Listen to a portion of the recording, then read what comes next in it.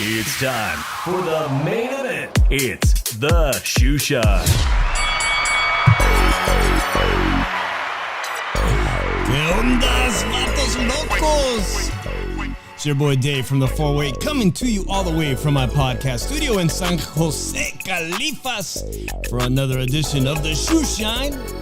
I got my boy with me as always, all the way from the city of brotherly love, Philly Irish, Drew Eagle. Drew, what's the score right now? Everybody wants to know. The Eagles undefeated. How's it looking? 26-21 Washington. Let me give a shout out to everybody joining us real quick. Your team is down, Drew? Yeah, they shouldn't be down because that was a face mask torn over and they didn't call it. Oh shit! You guys know this is it's gonna be a very difficult podcast to get through with Drew because his team is playing right now. So please give Drew a little slack today. All right, alrighty. Chauncey Pearls, bang Niner gang. You know what's up, man? That was a hard-earned win yesterday, Drew. My team's 5-4, and Drew, I really think we're gonna end up having some kind of wager at the end of the season because I think the Niners and the Eagles are gonna see each other in the NFC playoffs. But man, I titled the show, Drew, I'm feeling a certain kind of way about the sport of boxing, man. It's hard to be a hardcore fan of the sport of boxing, Drew, because this weekend felt like a shit show at times, a total complete shit show with all the attention going to shit like Floyd Mayweather's exhibitions. Then you had on Saturday night, if you didn't see what happened with Montana Love headlining the DAZN card, just absolute WWE type fucking circus shit, almost injuring and throwing a guy out the ring. I think it was a well-earned disqualification. Let me know in the chat what you guys think, if he deserved that disqualification. I know it's going to be a hot topic, but right away, Drew, you know what's another shit show? Is the 160-pound division in boxing, the middleweight division. Janibek, of course, being the newest champion. A complete shit show watching him as the headliner at the Palms Casino. Drew, I don't know what the fuck everybody was afraid of fighting him or didn't want to fight him or what the fuck was going on. And excuse my harsh language, Drew, but Jaime Munguia fights this Saturday in Guadalajara, Mexico, Drew. And when I have not been watching boxing, Drew, I've been watching Netflix, the Vicente Fernandez biopic. I guess that's what they call them when they do a, like an autobiographical series on a famous person. And I'm enjoying the shit out of it, man, because for one thing, I'm Mexican-American. I love Mexican music, and I like all the history and the music. So today I'm going to ask you guys, for all the men in here that drink tequila, I have a new tequila here that I'm drinking. This one is called Casa Agave, and I got the silver, and it was ridiculously cheap this week because I am a cheap bastard. And I also got the añejo, Drew, which means it's been aged for at least 1 year.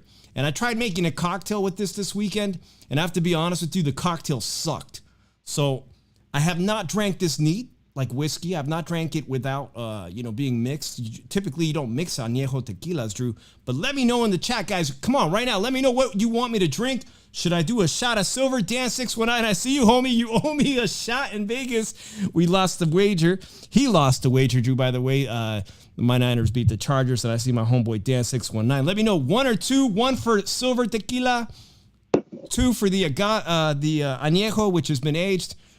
Alrighty, Casa Agave silver. I got 1 for silver. Anybody else? And by the way, this silver was good. The silver was very good. I've had this one as shots. I made some margaritas. All right, Drew. Drew, give me your hot take on this weekend in boxing, man, because you know what? It started off on Friday. I did get to watch this guy, Sonny Edwards, who retained his IBF title at 112 pounds, Drew. And I see our homeboy Sontea Media here from San Diego.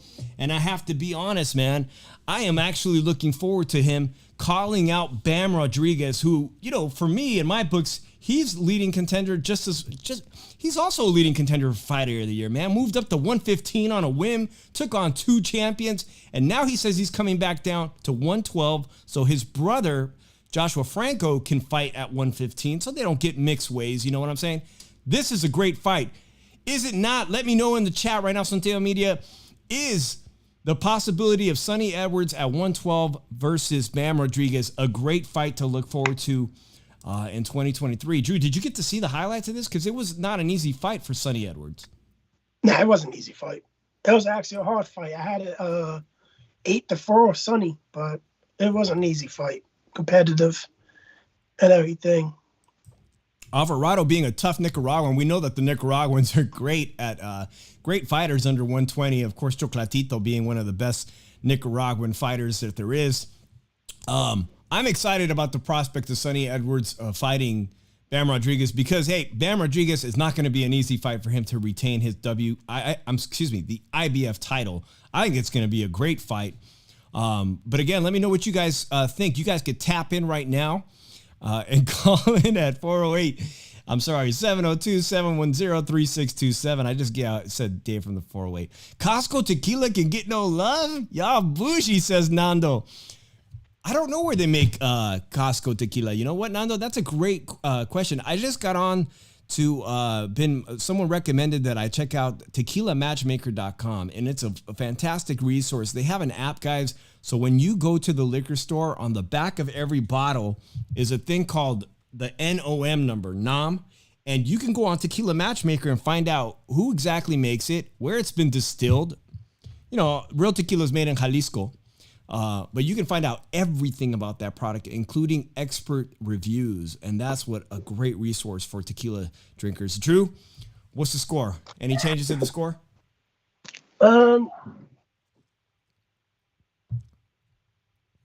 Shit.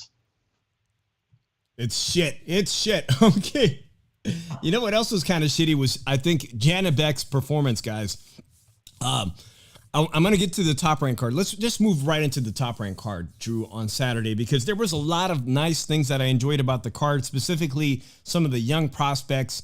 And I have to give glowing reviews for Cashflow Diaz out of a Mexican fighter out of Las Vegas. Cashflow Diaz at 122. Man, this guy have balls, Drew. Let me just show you what homeboy was, his shorts. If you guys didn't see this shit on Top Rank Boxing this weekend, let me put this up here real quick. But homeboy is fighting at 122. He's a solid prospect, and he had probably one of the best KOs of the night. Here it is again in the top right corner. A fantastic KO finish from Cashflow Diaz, Drew. But check this shit out. He put on the back of his trunks that he wants Philadelphia's very own Stephen Fulton. He puts on the back, I want Stephen Fulton, and on the front he says, I'm coming for Inoue, the brilliant Japanese champion who's about to fight for Undisputed, I hear, in December. Is he tripping, Drew? We got a prospect. The guy doesn't even have 20 fights yet, and he's calling out your boy Stephen Fulton at 122. Can the guy dream big? Is that okay to dream big, to be putting it on your shorts? I got a good laugh out of it. You can dream, but it doesn't mean it's going to happen. Specifically, I think the Inoue fight is a possibility, but he's got to earn the Inoue fight. Inoue's about to, I believe, go for Undisputed in December, it seems like, in Japan. I just read about that this week. And then, again, Stephen Fulton fights for PBC Showtime, so that fight almost is impossible to make. What's up to my homeboy Jose El Compita? Sara's in the house. Nando, everybody that's been joining us. Dan 619, Chicano Prophet from Al Chile Crew. Nando Lamas, JC, thank you so much. Santeo Media. Chauncey Pros Boxing MMA 365. Saludos. Thanks for coming in, man.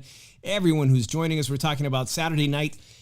By the way, Drew, I had been mentioning, because I see some of my friends from the Las Vegas community, but man, The Palms Casino, which had been closed for many years during the pandemic, reopened last year. It's now owned by a tribal casino. A tribal out of California owns it now. And it was the first time that they've had a big fight at the Palms Casino again, Drew. And I think the venue is beautiful for boxing. Perfect size, a great seat from everywhere. And I can't wait to see a fight there, man. I like the smaller venues in Vegas. And the Palms looks like it's going to be a fantastic venue for Top Rank going forward. I wish I was there, Drew. All right, aside from Cashflow Diaz on the undercard, Drew, you know, Fernando Vargas is one of the great Mexican-American fighters of my generation, me being someone in my 40s. He fought Oscar De La Hoya. He made the Olympic team, was a rival of Oscar De La Hoya, of course, and they had an epic fight that came to fruition. And now his three sons are professional fighters. Emiliano Vargas, the baby, El General, 18 years old, made his debut on Top Rank, and he got a sensational knockout. Drew, and I'm going to see if I can put it up here. He also got a brilliant knockout on the night. That was one of the bright spots to see his knockout. He had a fantastic left hook finish, guys. And, you know, he's only 18, but, Drew, I was just thinking about Emiliano Vargas, okay? Oscar De La Hoya's golden boy right now is Ryan Garcia, right? And now we got Emiliano Vargas, the baby son of Fernando Vargas, but here it is. Here's the KO, guys, by the way. Emiliano has a brilliant left hook. I'll replay this real quick. He goes by El General, and his two older brothers did not get picked up by Top Rank, so many people, you know, think he's going to be the strongest of the three and have the best chances at a high ceiling in the sport of boxing. But there you are with an incredible left hook finish. But Oscar De La Hoya's golden boy, Ryan Garcia, has quite the left hook. And I know that Ryan's 23 or whatnot, and Emiliano's only 18, Drew, but I could see this fight happening someday. He just started off at 130 pounds. No doubt with his height. I saw him recently at a fight in November when Terrence Crawford fought, and I was standing side by side. I'm about 5'11". He was easily 5'10", 5'11". He's going to grow into that body frame just like Xander Zayas has. This is a fight, guys. I'm going to say it right now. I can see a mega fight between Emiliano and Ryan Garcia happening someday, if Ryan Garcia is still fighting, Drew. Let me know what you guys think right here in the comments. Do you think Ryan Garcia will still be fighting in 2-3 years? Do you, Drew? Doubt it. Yo, that shot was so good. That was the white one He's was not really committed. good. He's not committed to this sport. He's not. He's not. You can't say he's committed. Like to him, his motivation is a legacy. His motivation is getting Instagram followers. Because if his motivation was legacy, he would have fought the Lomas. He would have fought Devin. He would have made bigger fights with Devin Haney. He would have, you know, instead of chasing Tank the whole time and everything. Like, you know, you're not getting that fight. You have a better chance getting a Haney fight, a Loma fight, like legacy fights. It's not a legacy fight. Nando says right here, he says that Top Rank is going to be the UFC of boxing soon. They do have all the best prospects. I have to agree with you. And another prospect that I forgot to mention that also had a fantastic finish. It wasn't as brilliant as these flashy KOs that Emiliano Vargas had, or I just showed what's his name, Cashflow Diaz. But Murataya, a fighter by the name of Murataya I believe he's out of Fontana, California. I've been watching him, and I know Sontio Media has been keeping an eye on this fighter, Drew. He had a very impressive 6-round stoppage himself over a very game veteran. And the thing is with Murataya, Drew, is that he finds himself at the 135-pound division that's already stacked at Top Rank. I mean, we just talked about Lomachenko the week before. We talked about Devin Haney, who's still contractually obligated. It holds all the belts. And then you got all these guys just chomping at the bit to go from prospect to contender. 16-0, 13 KOs, stopping game veterans. Drew, Top Rank is just flooded with talent. We got a call already. Let me answer this one real quick. All right, 661, you're on the Shoe Shine. Should I have another shot of tequila? What do you say? Por favor, por favor. What's up? Is this Jose El Compita? Yes, it is, man. Oh, shit, well, I got to do a show. Hey, Drew. Yeah, hey Drew and hey Shoeshine. Hey, I'm a little busy, so I catch you guys a little bit late, but I'm gonna make sure to watch the replay, and I just want to give you guys a shout out, man. Keep doing what you guys are doing. I know it's kind of been slow now in boxing, and it looks like the rest of the year is gonna be kind of slow, nothing to really look forward to. But you know what I mean? Hopefully next year they keep on making the bigger fights, and or at least the newcomers keep on fighting. That way they can make a name and try to get a big fight. But I just want to tell everybody in the chat, anybody that's here, please subscribe, please hit the like, please share in your social media, man, because Shoeshine and Drew, they deserve it, man. They've been working hard, and I just want you guys to blow up, man. You guys deserve the best, man. I just want to give you guys a shout out real quick. I appreciate the kind words from Jose El Compita. And by the way, guys, he's also a YouTuber, so make sure you go check out my boy Urban AZ. Compita, thanks a lot, man. I'll let you get back to what you were doing. Appreciate you, homeboy. Hey, no problem, man. We'll talk, whenever you do take a shot, man, don't forget about me and take a shot for me too. All right, Obi. That's my boy. All right, man. You guys take care. Take care. Didn't mean to cut you off right there, man. That's Jose El Compita. You guys can catch him on my boy Urban AZ on YouTube. Urban AZ is my friend Derek Ware, who played for the Cardinals and the Dallas Cowboys. Jose El Compita is one of the hosts on that channel, man. Thanks for calling in. Rey Moretia here. Santiago Mira said Rey Moretia spars with welterweights in the gym. He's big for 135. A lot of people on social media were saying that about him this weekend. That he looks particularly big for that he's going to be trouble at 135 and 140, which is also a stacked division. Drew, Top Rank just seems to have all these brilliant fighters in development at 135, 140. Well, I can't say much for 147. That's always been their weak spot. But 135 and 140, they've got all the talent, Drew.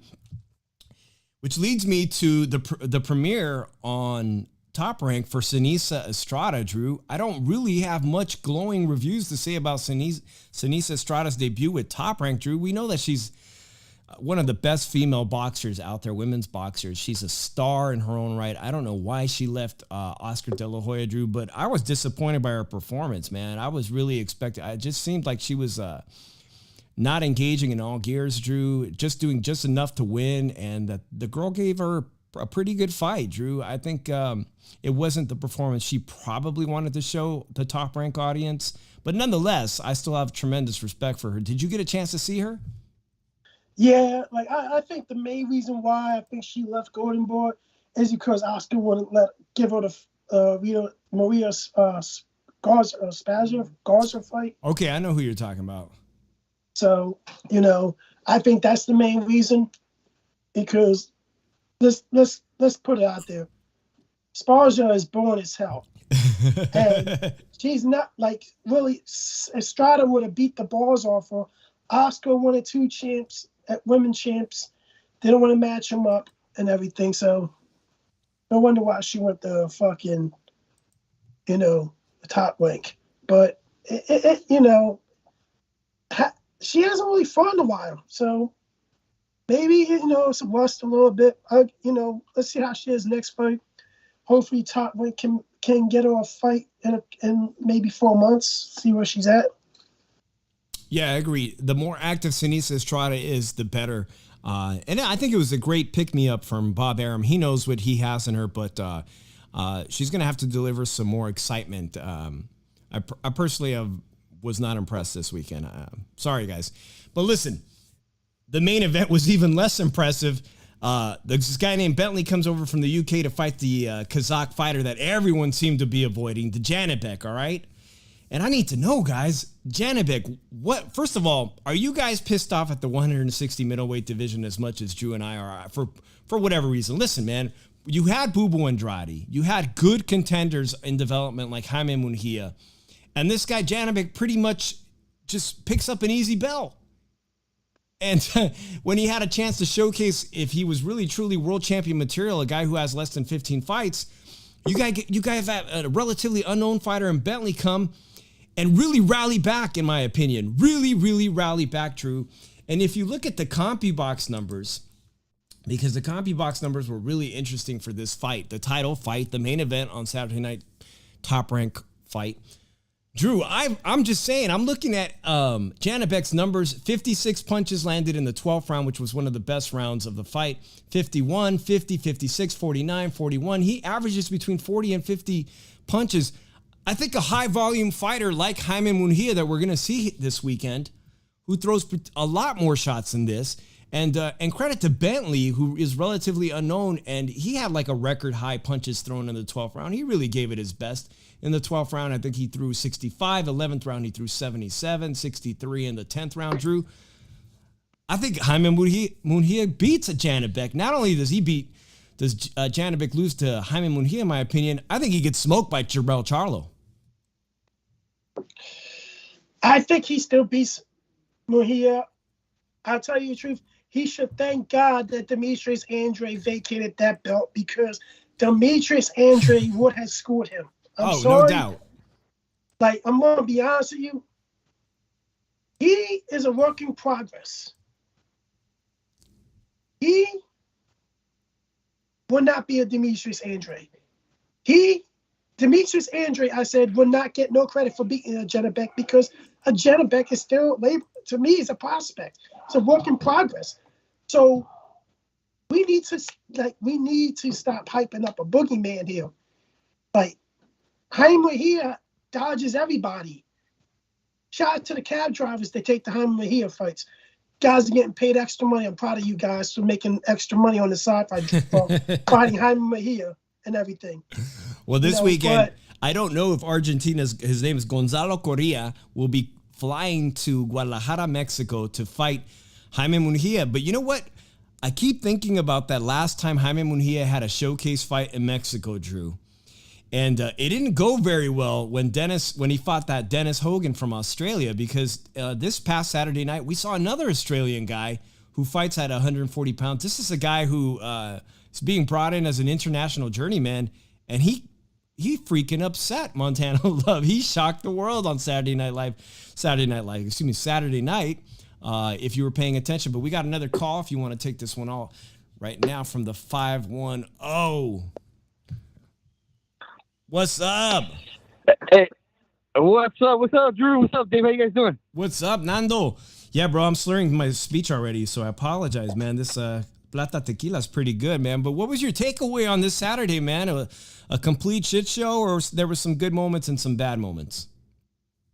Well, like, I agree with you about the prospects, man. It kind of gets me excited for a top-ranked future, right? Mm-hmm. They got a lot of great prospects, and more on December 10th. They're going to show more of the prospects on December 10th.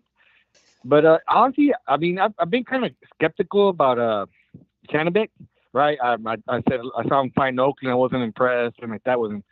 But to be honest, if you watch that fight again, I think he's still a tough out. I don't know if he's the boogeyman, but everybody's always calling these guys the boogeyman until they actually fight somebody. But as far as a fighter, I think he's solid, and I think he has good power. He has a little bit. He's kind of like a poor man's b-ball, right? Like, he's just solid, technical and solid, and he punches hard. And I would love to. I think the result of Saturday was actually a good thing for him, mm-hmm. because it takes away that boogeyman label. Yeah, it takes away the boogeyman label. And maybe some of these guys will step up and fight him finally. Well, I think that's a great point that you're making right there. Oftentimes, fighters that look very who have a impressive win streak, knockout artists, people are afraid to sign the contracts and face them. I wasn't paying attention that closely to his previous 5 fights. I think I saw him fight at the Terrence Crawford fight. I wasn't blown away. But now you got a guy who looks like, hey, this is a beatable world champion. And these solid contenders like Jaime Munguia should be jumping at the opportunity to fight him and hopefully become his mandatory. And then also, I'm waiting for Charlo to get back in the ring next year and defend his titles. I know Top Rank and PBC don't typically work together, man, but I would like to see some unifications in the 160-pound division. And also, someone's going to have to fight Gennady Golovkin. He's still the champion at 160. He's got to fight somebody. Why not fight his fellow countryman in Janibek?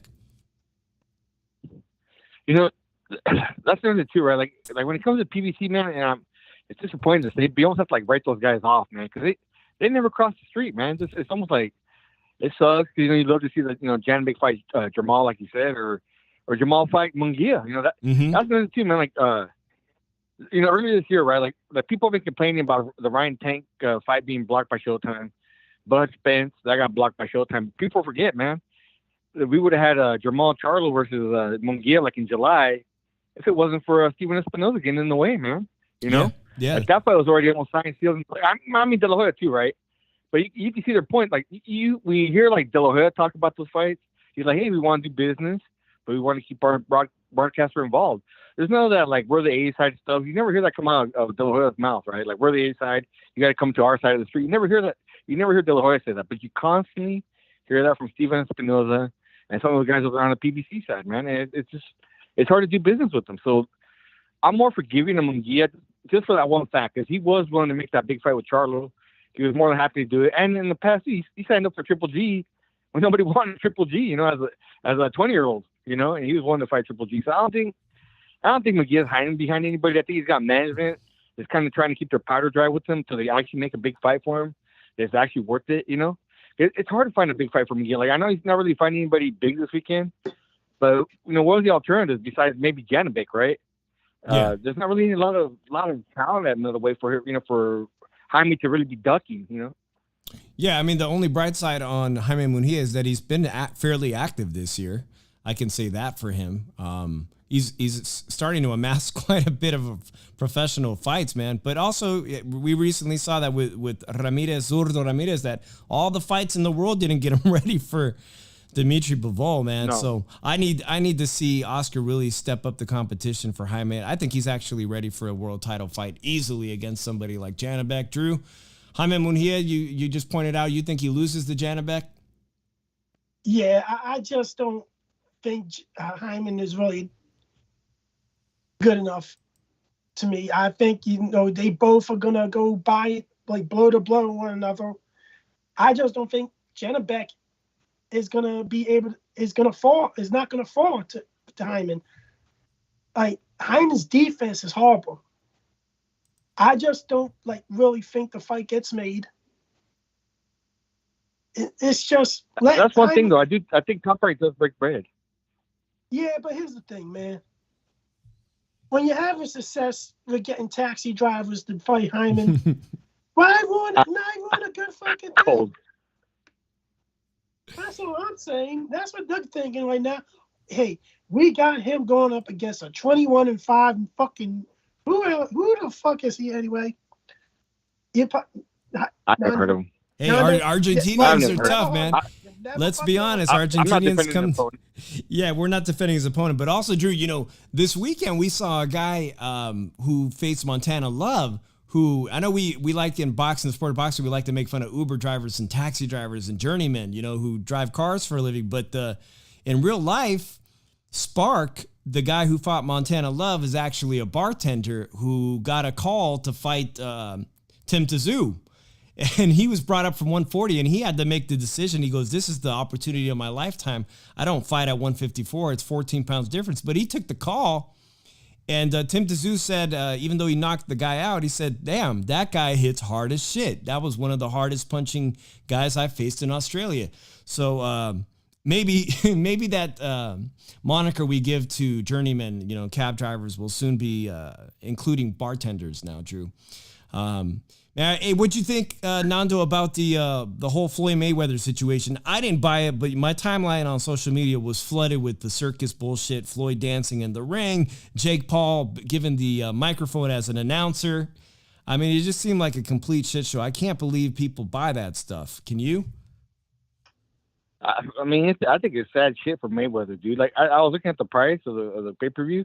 It was $15, man, and I refuse to pay that. You know, I refuse to even spend my time watching it. But I don't know what's going on with Mayweather. Like, I don't know if he owes taxes or whatever's going on with him. But he's really like kind of like embarrassing himself with this. Like, it's one thing to go to like Saudi Arabia and it's like at 1 o'clock in the afternoon and nobody pays attention.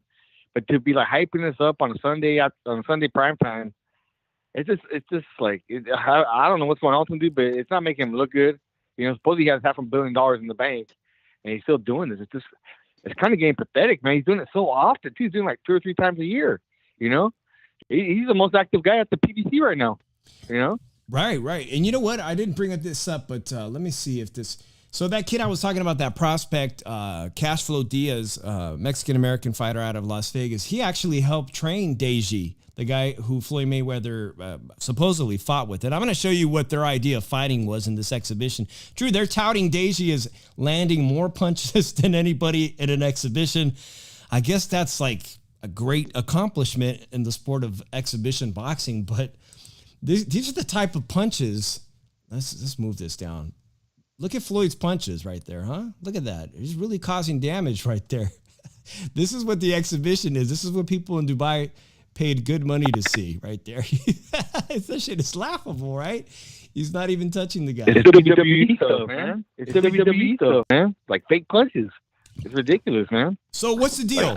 I've got you on the phone, and I want to ask both of you guys because I've been giving this a lot of thought. But Steven Espinoza has at Showtime Sports has put a lot of huge investment in Jake Paul as a promoter and as a headliner in pay-per-views. And from what I read, finally it's caught up to Jake Paul. He's blamed all kinds of bullshit on his poor sales.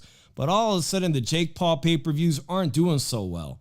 And all of a sudden now I'm realizing he's calling out this guy, Andrew Tate, who seems to be one of the most controversial podcasters, former world kickboxing champion. This guy has got more clicks than most men out there, aside from Joe Rogan. Drew, he's calling out Andrew Tate. He's calling out Tyson Fury's baby brother. He was there. They gave him the mic, and he's commentating, and he's saying that that he doesn't have any genitals. Basically, he was. I mean, it was really bad, man. And that forced Fury Senior to literally take his shirt off, and it turned into a complete circus, in my opinion. Go ahead, Drew. Well, Drew watches. Drew, you still partake in watching some good old wrestling, man. Are they bringing? Yeah. Are they trying to merge wrestling with boxing here? What's really going on?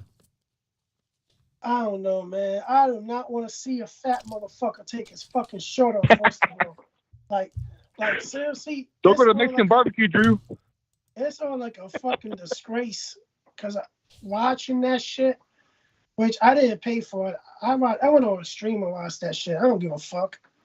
Like, and then it's a fucking disgrace how these motherfuckers continue to make this sport of boxing the way it is. These bullshit exhibition fights are fucking pro fighters and fucking YouTubers.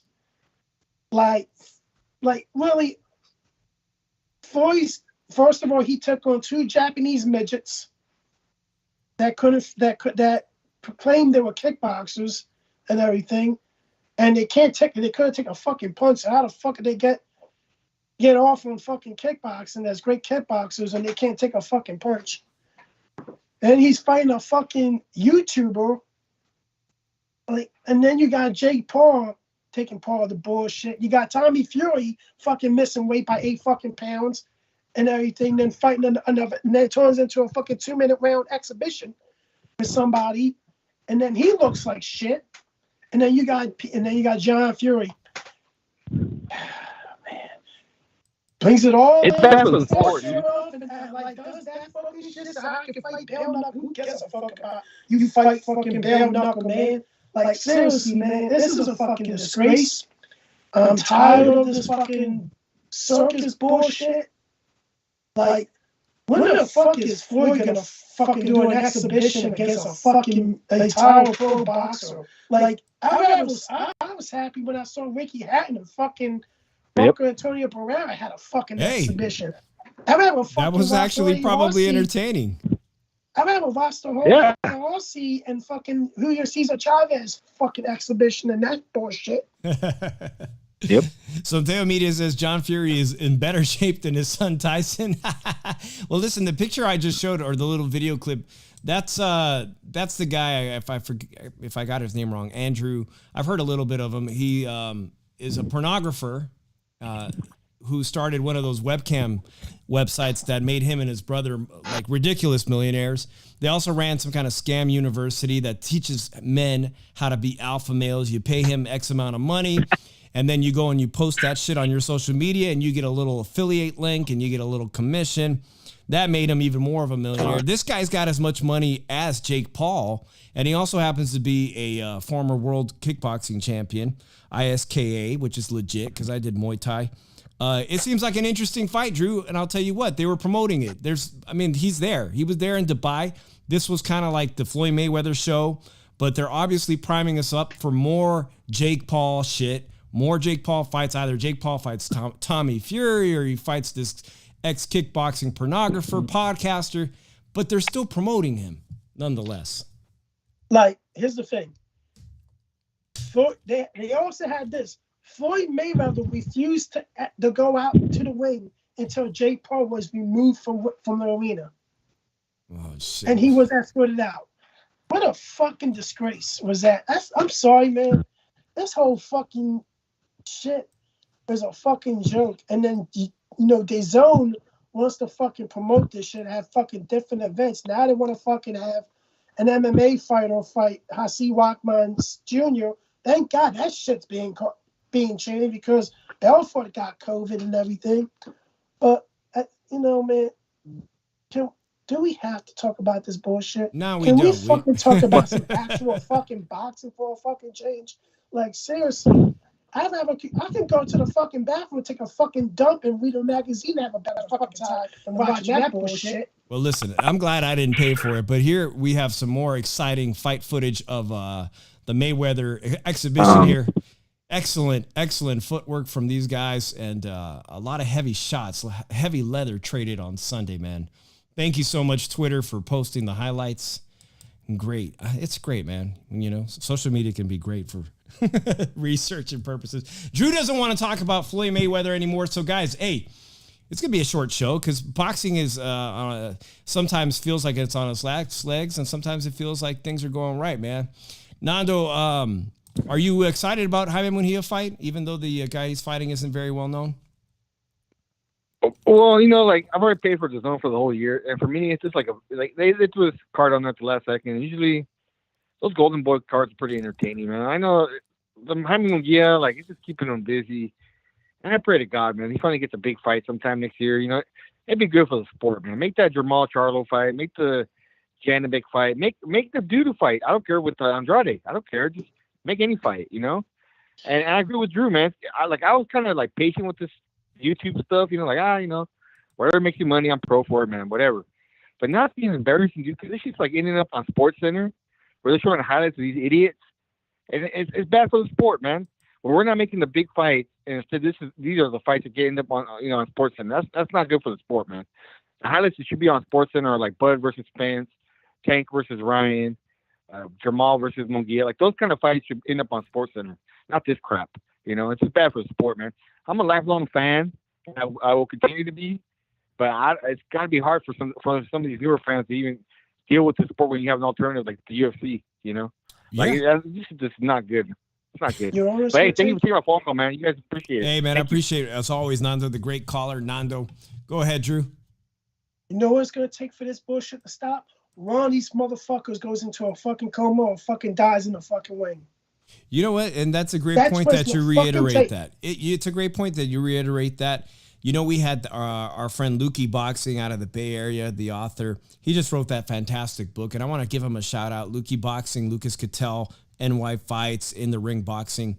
He is actually doing a book signing in San Jose. So if you follow Lucas Cattell on Twitter, look out for him. He'll be doing a book signing on his book that he promoted on the Shoe Shine. I wish I could be there, but I'm headed south for an early Thanksgiving dinner this weekend with some family. So I'll be headed to the 805 Pismo Beach this Saturday. But shout out to Lucas Cattell, Drew, because he mentioned it right here on our podcast, that it's not a matter of if, it's a matter of when someone that is, one of these type fighters, celebrity fighters, is going to get seriously hurt. We just saw somebody who a week ago we were talking about got critically injured from a brain bleed.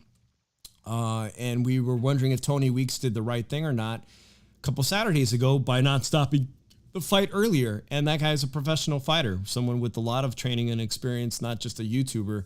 And he's still fighting for his life. So prayers to that person. It's a very dangerous sport, not to, like they say, boxing's not to be played with.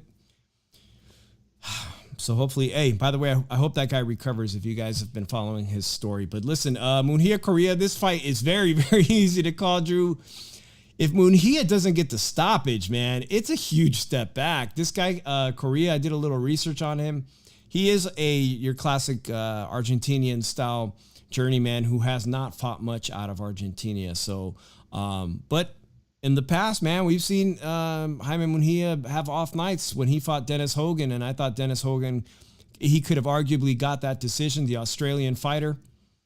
I just realized, guys, I'm sorry, man. I skipped over the Montana Love fucking story. I'm over here wrapping up the show, and we didn't talk about Montana Love and Showtime Sports, Drew. And that's what 2 shots of tequila will do to your boy, man. Let's go back and revisit that fight, man, because Montana Love, he had this huge win over Baranchek, and people were promoting him as this future matchroom boxing star for DAZN, 140-pound Ohio fighter. If you watch him closely, Drew, he seems to want to emulate a lot of Adrian Broner, another fighter out of the Cincinnati area, Ohio, right? It's like, they're trying to remake the whole Adrian Broner allure 2.0, Drew, and it fell really flat in his hometown this weekend. And I have to raise some serious criticism, because today we were talking about boxing as a circus, Drew, and we saw him get seriously hurt in round 2 and get knocked down, which he recovered nicely, though, Drew. But he was all kinds of frustrated. And unfortunately, I closed my Twitter clip, Drew. But in the 6th round, he throws the guy with an elbow, uses the elbow to throw his competitor Spark out the ring. Spark, being the athletic cat reflex type guy he is, lands on his feet and avoids serious injury. You remember that fighter that had to be escorted with a neck brace? He was a Puerto Rican fighter. He was pretty good at 140, 147. Louis Collazo? Remember that fight when Louis Collazo went and straight flew out the ring and had to be taken away on a stretcher? This could have ended really, really bad for Spark, man, but due to his athleticism, he lands on his feet, and he was really gracious to the crowd of Ohio. Didn't take anything away from Love. Very likable guy, Drew. But what do you make out of this whole situation? Montana Love is here to be a headliner for DAZN. Eddie Hearn was in the front row. What do you make of that situation? You know what? I thought Montana, wasn't that committed. I've had him as an X factor to be a champion at 140, but I really trust his commitment because of his him trying to be too flashy, trying to bring his dog to the fucking ring and everything. Like, he was losing on the card. I had him losing 46, 48, 46 at the time of this DQ and everything. But he clearly tried to throw the guy over the rope. He clearly tried to. And Eddie Hearn, to him to say he didn't do it and everything, he waited too soon. What the fuck do you expect him to do? Wait till he fucking breaks his fucking neck? Eddie Hearn's a fucking bullshit promoter and needs to shut the fuck up sometime. And wants to really think that, when a guy, is a potential investment and everything, he's going to try to take the guy's back. And you say, oh, I was in front of him. Makes you look even fucking stupider, Eddie. Makes you more blind and everything. Tell you the truth, Montana Love, after that fight, is not a headliner. He's not a future star. Eddie Hearn is going to cut him. Watch him a month from now. Eddie Hearn cuts ties with Montana Love over this bullshit. Watch. And tell you the truth, he was fully exposed in this fight because he has no gas tank. He can't go 12 rounds. He gassed out in the 5th round. So because you say he was looking for a way out? Yeah, I think he was looking for a way out and everything. He was hoping this was a no contest and everything. But no, you intentionally put your hand where his neck was and pushed down to push him over the top rope. And luckily, this guy was able to land on his fucking feet, not be seriously injured or injured at all. And you made up you disgraced yourself, embarrassed yourself in your home fucking town. And you want to say, oh, we're going to appeal this shit? No. The fucking camera, the fucking clip shows you literally tried to fucking injure this dude and everything. Seriously injure this dude. So, Montana Love is fucking trash. You're right, Bond. He's fucking trash and everything. He put him in the trash. Somebody light up a fire thing light up a fire. Let's make a bonfire out of that trash can and everything, and let's take a fucking piss in it to light it, to cut it out after this shit. Boxing MMA 365 says facts, Drew. And Chicano Prophet says, why did we think Montana was a big deal in the first place? And I have to think it was the win over Ivan Baranchyk, who was involved in Fight of the Year with Zepeda in 2021. I think that was the 140-pound. It was not only one of the best 140-pound fights of that year, but it was one of the best fights of the year where Ivan Baranchyk and him exchanged 8 knockdowns. And now we see Zepeda getting an opportunity in just a few weeks in December at the StubHub Center or in Carson, California. He's going to get a title shot, Drew, against Regis Prograis. So I think when they saw him beat Ivan Baranchyk, people started saying, you know, oh, well, he's got to be pretty special to beat Ivan Baranchyk, and he did it in a good fashion and whatnot. But maybe Ivan Baranchyk is just, man, he's taking too much of a punishment in his professional career. So it was somebody who was on the downslide. But Drew, I have to agree with you. And there was one thing I forgot to mention, and that's the headbutt, the clash of heads that was unintentional. And when he got his eye torn open like that, the doctor came over, and you can hear him saying he can't see out of the eye. And typically that results in a doctor saying, well, then you can't fight. So I feel like he thought he was ahead on the scorecard. I have to agree with you on that, Drew. I think he was looking for a way out because he did say, I can't see. And easily a good corner man like Stitch Duran could have easily have worked on that cut and kept the bleeding from being excessive into the eye. I think he was looking for a way out when he told the doctor he couldn't see, but the doctor actually turned around and said, well, I'll give you another minute or so and see how you do. And that's when the Circus act, the fucking WWE style tactics came in, and he pushed the guy at that first opportunity using the elbow over the ring. I mean, he had no choice but to fall backwards when he was getting the elbow to the throat against the rope like that. It was some wrestling type shit. By the way, shout out to my homegirl Walk with Rhonda. Make sure you subscribe to her. She's hilarious and a great live streamer, and she's a good friend of mine. Salute to Walk with Rhonda for being here and helping me mod this crazy group.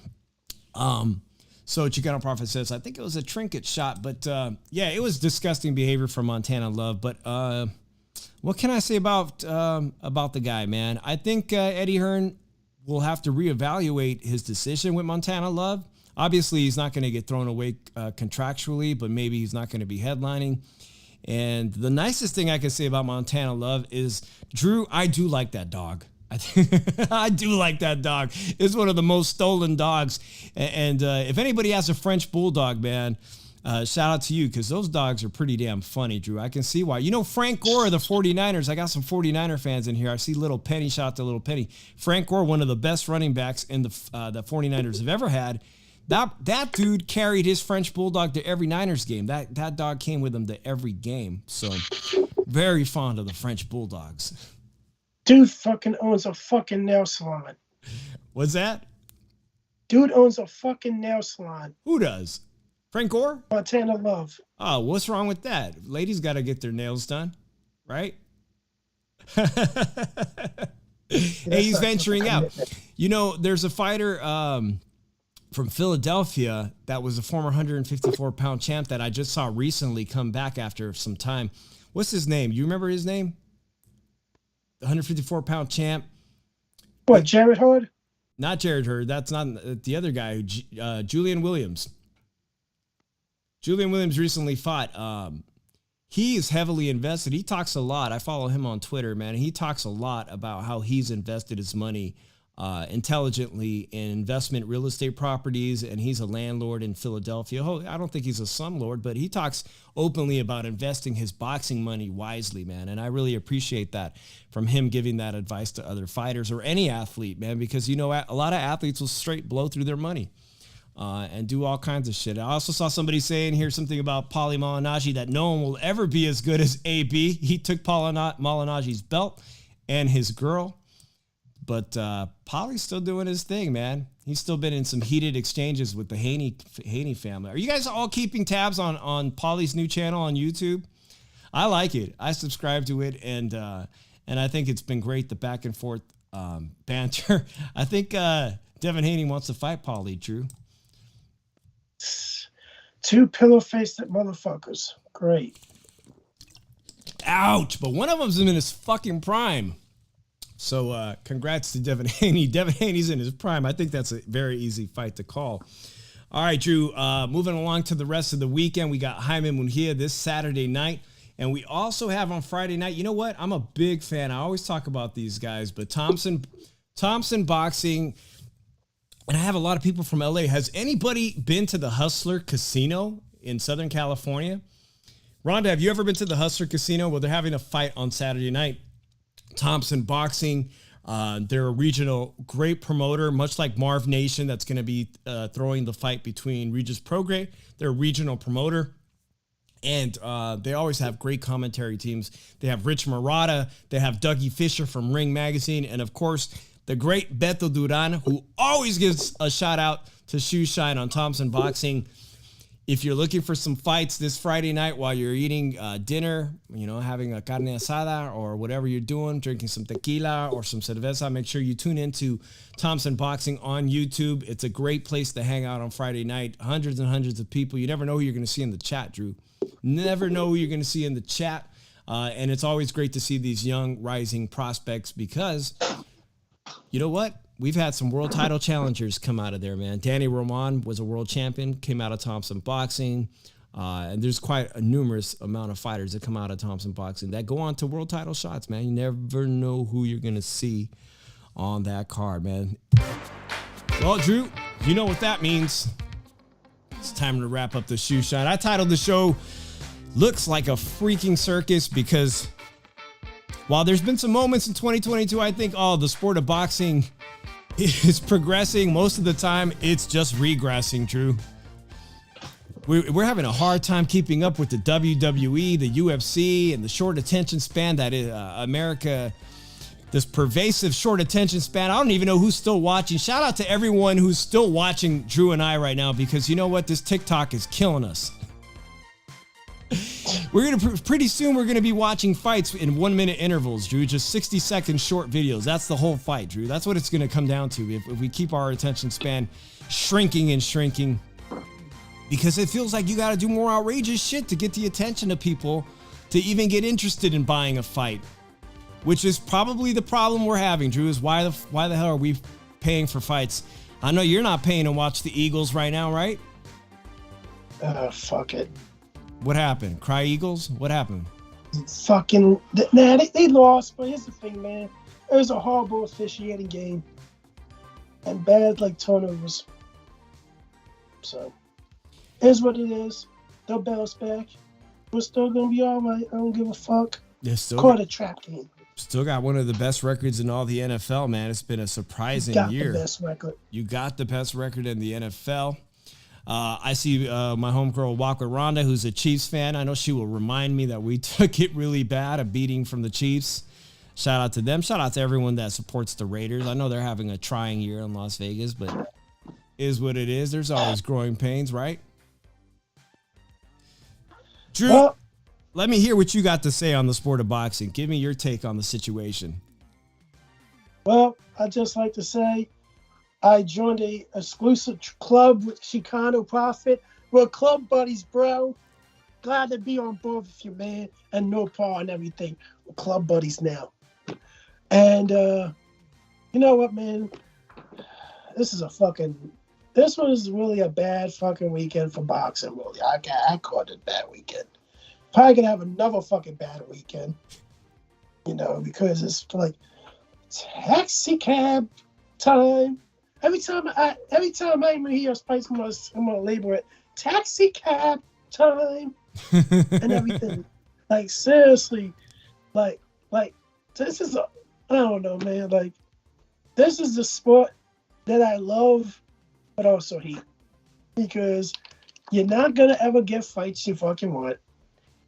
You always gotta look at the bullshit 24/7 when it comes to fucking boxing, because somebody's gonna speak bullshit to you. And then you got people that go on that want to report the shit. And they want to say the same exact shit that's already was said already. And I'm like, this, damn, bro, I already heard this shit. Give me some new shit and everything. You know what? boxing has been turning me off lately because bullshit. And then this fucking YouTube shit, YouTubers want to be boxers and everything, so even told me off even more, man. Like, I don't want to fucking wish nothing bad happens to these guys in the ring, but it's going to take something like that to stop these motherfuckers from fighting. Seriously, man. It's a fucking disgrace. At least put some fucking headgear on, man, because these guys shouldn't be fucking fighting. How the fuck do they even get boxing licenses? At the, like, really? How? You know, I don't know. Sometimes I get frustrated talking about boxing anymore. I really do. You know, it's interesting you say that about headgear because I got my homegirl Rhonda here who just asked, when is Drew's next Insta Live? And Rhonda live streamed the entire fight card when we were in Las Vegas watching these comedians fight. And these comedians said the hell with headgear. They just took that shit up and started wailing on each other, Drew. And I know for a fact that they had to have been breaking some type of rules right there. When comedians go with no headgear in an actual sanctioned fight, that was pretty funny and also cringeworthy at the same time. I'm like, whoa, I hope nobody gets seriously hurt here. It's a dangerous sport. You don't want to mess around like that. But I appreciate everyone that watches the Shoe Shine, guys. Drew and I are trying to get to our 500 subscriber. If you want to help us and haven't subscribed, do subscribe. We would greatly appreciate that. Don't forget to hit us up with some comments too. You know, that also helps the YouTube algorithm. And Drew and I are going to keep grinding away, whether or not it's a bad year for boxing. Drew and I have been doing this for over 3 years now on different platforms. And so we appreciate everybody that comes and kicks it with us, man. From the bottom of my heart, I appreciate it. We're almost here for the holidays. And I look forward to everybody spending time with their family, whatever family that is, whether it's friends or actual family. Look forward to all the holiday season, man. I appreciate you guys. Me and Drew will see you next week on the Shoe Shine, Drew. I'll see you next week, man. Appreciate you, Drew. Peace out, everybody.